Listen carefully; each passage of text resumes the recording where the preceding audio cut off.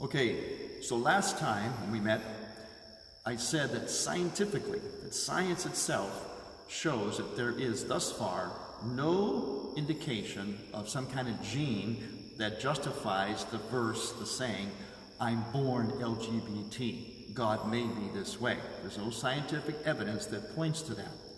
A lot of people are disturbed with that. They don't like that.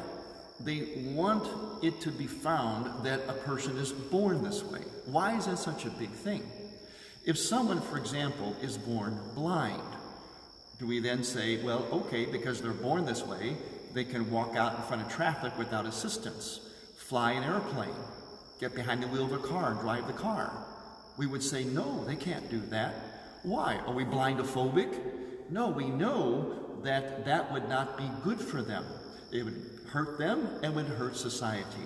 So we're actually being compassionate. Just because we're born a certain way does not justify everything we want to do or any kind of behavior. But the fact is, no one is born LGBT. But there's something else going on here.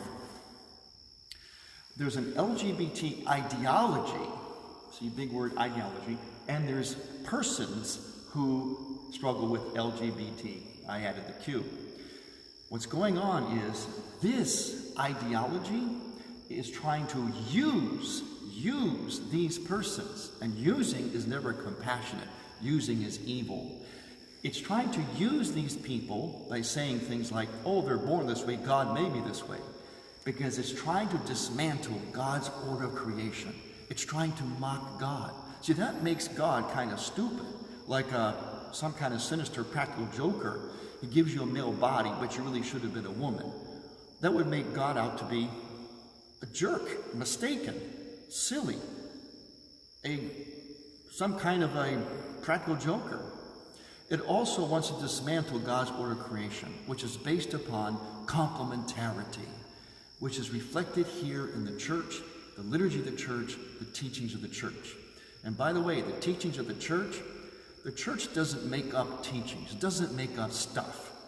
The church simply points to God's order of creation and says that it's good, and to follow it is good.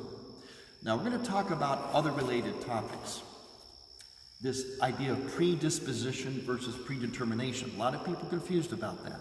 We're going to talk about love, intimacy, and marriage. Just have to be patient. I purposely make these little presentations short. I can't cover the whole thing all at once. So be patient, stay with us, because we're all about truth and compassion.